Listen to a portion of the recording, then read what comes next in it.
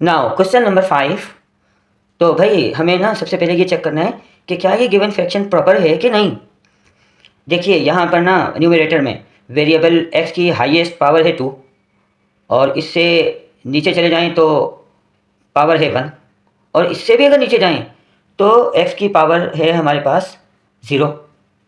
X not पढ़ते हैं इसे, है ना, लेकिन ये लिखते नहीं है, पर होता तो है ना, एक्स नॉट होता है पर लिखते नहीं हैं। ओके, तो भाई सबसे जो छोटी पावर है वो 0, फिर 1 और हाईएस्ट है 2। बिल्कुल इसी तरह आप डिनोमिनेटर में देखिए, हाईएस्ट है 2, उसके बाद x की पावर है 1, है ना, और लास्ट में जो है एक्स नॉट है यानी कि x की पावर 0। तो न्यूमरेटर में भी हाईएस्ट जो पावर है ना वेरिएबल x की वो 2 है और डिनोमिनेटर में भी वेरिएबल x की हाईएस्ट पावर 2 है। दोनों के दोनों बराबर है ना।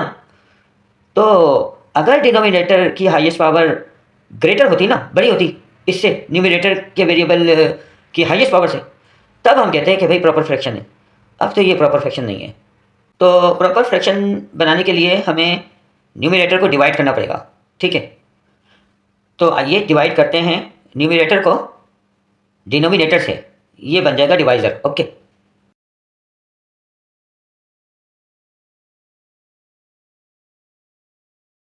अगर हम इस डिवाइज़र को 1 से मल्टीप्लाई करते हैं तो हमारे पास यही आएगा ना, ठीक है। तो 1 से मल्टीप्लाई किया हमने,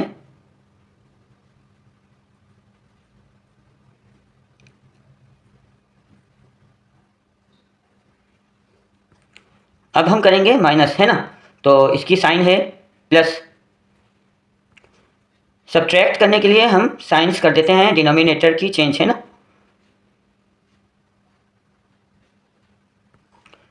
plus x squared cancelled by minus x squared, plus minus minus we get 8x, plus plus plus we get 14। बस इतनी डिवीजन ही काफ़ी है क्योंकि हमारा मकसद पूरा हो चुका है, एक्स स्क्वायर्ड फिनिश हो चुका है ना। अब हम गिवन फ्रैक्शन को कॉपी आउट करेंगे।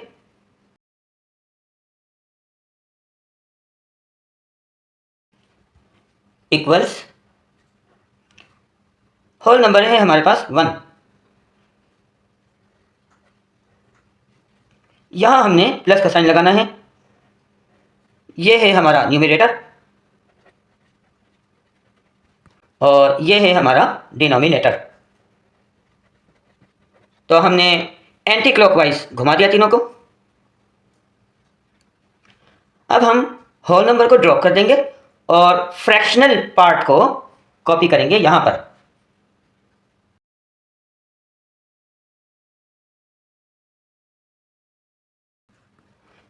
तो हमने इम्प्रॉपर फ्रैक्शन को प्रॉपर फ्रैक्शन बना लिया है, ठीक है। आप देख सकते हैं कि डिनोमिनेटर में वेरिएबल x की पावर ग्रेटर है, न्यूमरेटर के वेरिएबल x है। ओके, अच्छा भाई अब हम वर्किंग करेंगे डिनोमिनेटर पर, ठीक है। हमें चाहिए फैक्टर्स। ओके, तो हमें डिनोमिनेटर को फैक्टराइज करना है यानी इसके फैक्टर्स बनाने हैं, ठीक है। और हमें साफ नज़र आ रहा है कि हम फैक्टर्स बना सकते हैं मिडल टर्म ब्रेकिंग मेथड की मदद से। ओके, तो आइए डिनोमिनेटर पर middle term breaking method apply करते हैं।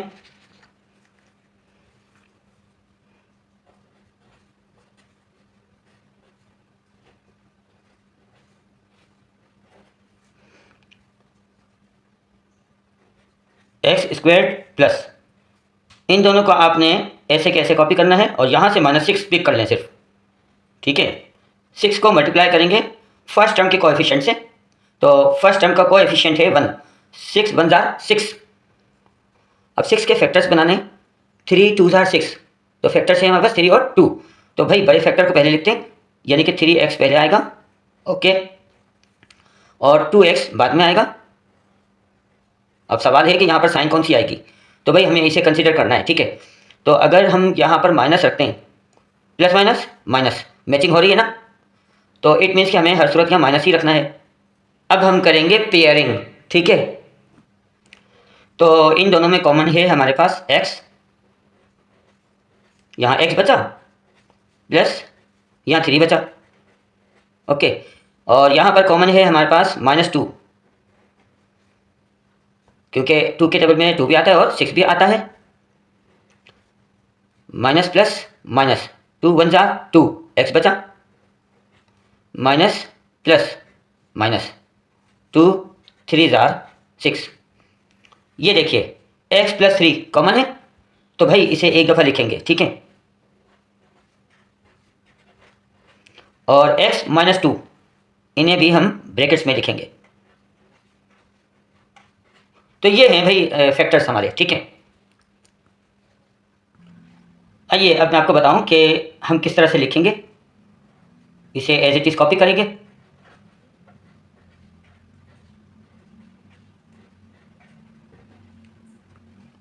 अब हमें ये वाला स्टेप यहाँ शो करना है।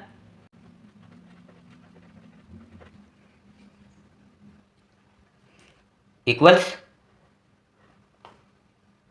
न्यूमरेटर को दोबारा से कॉपी करना होगा।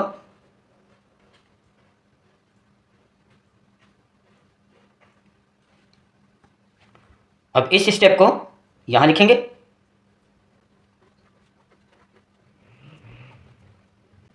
अब हम इसे कॉपी करेंगे यहाँ पर।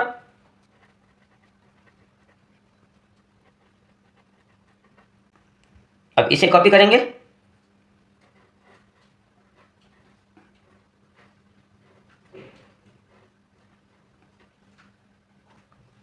और ये फैक्टर्स आ जाएंगे यहाँ पर। जिन स्टूडेंट्स को मिड टर्म ब्रेकिंग आती है वो ये काम डायरेक्ट कर सकते हैं, लेकिन जिन स्टूडेंट्स को मिड टर्म ब्रेकिंग में प्रॉब्लम होती है तो वो पहले अलग से लिखें और फिर स्टेप बाय स्टेप इस तरह से लिख लें। स्टूडेंट्स, अब हमें डिसाइड करना है कि कौन सा केस यहाँ पर अप्लाई हो रहा है, ठीक है। तो भाई इन फैक्टर्स पर गौर फरमाइए। देखिए x की पावर है 1, है ना, तो ये है लीनियर फैक्टर, और होल पावर भी 1 है, तो हम कहेंगे कि ये नॉन रिपीटेड फैक्टर है। ओके, अब इस फैक्टर को देखिए, यहाँ पर भी ना x की पावर 1 है, तो भाई ये लीनियर फैक्टर हुआ, और होल पावर भी 1 है, it means non repeated. Okay, तो स्टूडेंट्स इट मीन्स कि हम अप्लाई करेंगे case 1, non repeated linear factors. तो हमारे पास यहाँ पर हैं 2 फैक्टर्स, तो हम सपोज करेंगे 2 unknown constants a and b। तो फर्स्ट फैक्टर के लिए हम सपोज करते हैं कांस्टेंट a,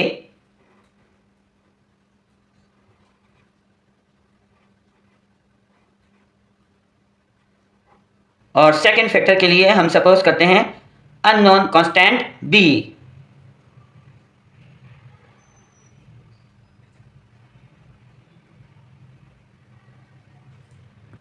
अच्छा, यहाँ पर मैंने एक्स नोट आपको समझाने के लिए शो किए हैं, लिखना नहीं है, ठीक है। नेक्स्ट स्टेप में पहले इसे कॉपी कर लीजिए।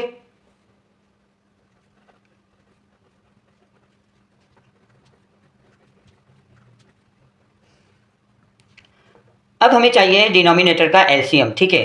तो भाई ये दोनों फैक्टर्स अलग अलग शक्लों के हैं, इसलिए एलसीएम में दोनों ही को शामिल किया जाएगा। कांस्टेंट a के पास ये वाला फैक्टर मौजूद है, ये नहीं है, तो इसलिए हम a को मल्टीप्लाई करेंगे इस फैक्टर से।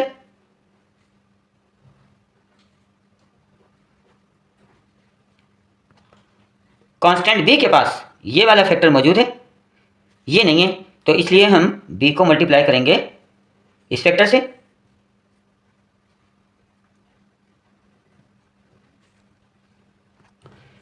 The denominator cancelled out by the denominator. Centre में लाइन ड्रॉ कर लीजिए। अब हम इस न्यूमरेटर को यहां पर भी लिखेंगे और यहां पर भी लिखेंगे। ओके,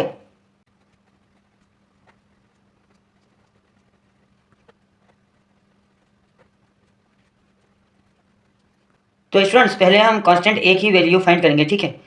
तो हमें इस हिस्से को फिनिश करने के लिए ना x की वैल्यू ऐसी सपोज करनी है कि यहाँ 0 आ जाए। तो भाई यहाँ +3 है, तो अगर हम -3 सपोज कर लें तो यहाँ पर 0 आ जाएगा, है ना। तो भाई जहाँ जहाँ पर x नज़र आ रहा है ना, वहाँ वहाँ पर हम वैल्यू पुट कर रहे हैं x की -3। Okay,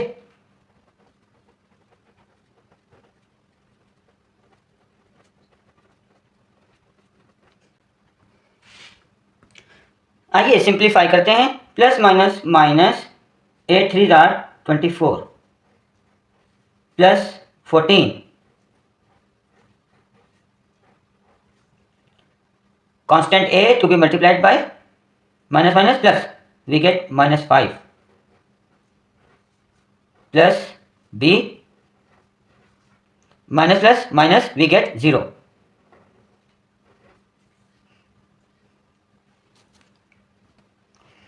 Now minus plus minus, we get minus 10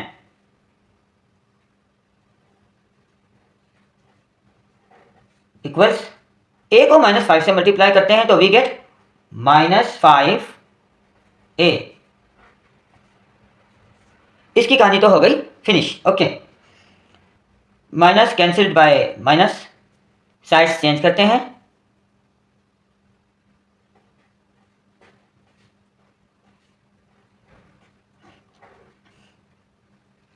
five multiply हो रहा है तो हम करेंगे इसे शिफ्ट, ये इस 10 को कर देगा डिवाइड।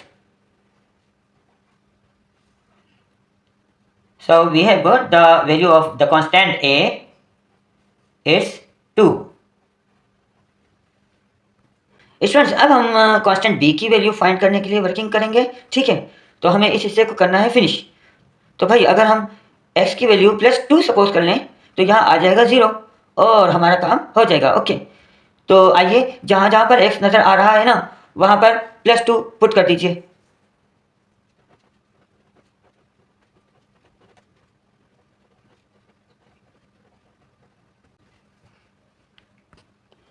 अब करते हैं हम सिंप्लीफाई। 8 2 जार 16 प्लस 14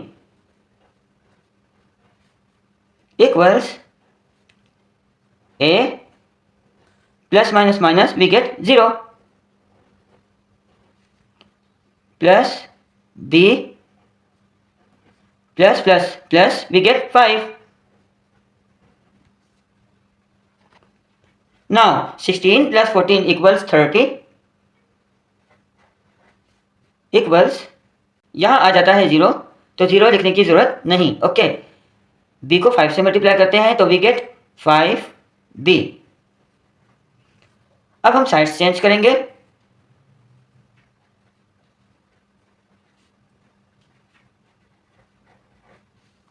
फाइव यहाँ मल्टीप्लाई हो रहा है, आइए इसे कर देते हैं शिफ्ट, ये करेगा 30 को डिवाइड।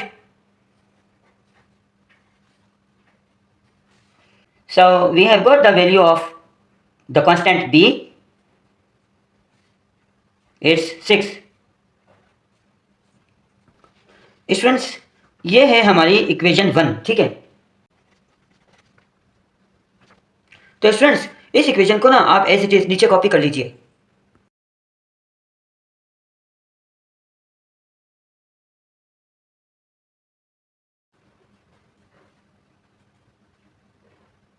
और इसकी वैल्यू ऊपर जो हमने बनाई है उसे यहाँ पर लिखेंगे। Let me show it to you. Here it is, ये देखिए, दिस इक्वल्स दिस, तो हमें ये लिखना है।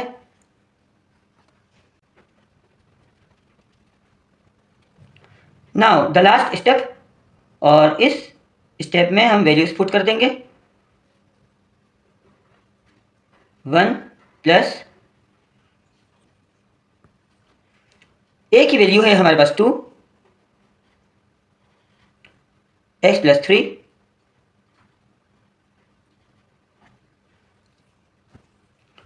b की वैल्यू है हमारे पास 6 upon x minus 2। These are our required partial fractions. Thank you.